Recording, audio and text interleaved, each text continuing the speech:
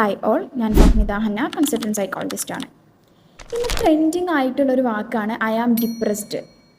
അഥവാ ഞാൻ ഡിപ്രഷനിലാണ്, എനിക്ക് ഡിപ്രഷനുണ്ട്, ഞാൻ ഡിപ്രസ്ഡ് സ്റ്റേജിലാണ് നിൽക്കുന്നത് എന്നുള്ള ഒരു ട്രെൻഡിങ് ആയിട്ടുള്ളൊരു വാക്കായിട്ടാണ് ഇന്ന് ആളുകൾ ഈ ഒരു വേർഡിനെ കാണുന്നത്.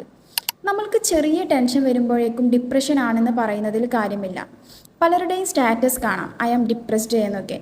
യഥാർത്ഥത്തിൽ എന്താണ് ഡിപ്രഷൻ? ഡിപ്രഷൻ എന്ന് പറയുന്നത് ഒരു മൂഡ് ഡിസോർഡറാണ്.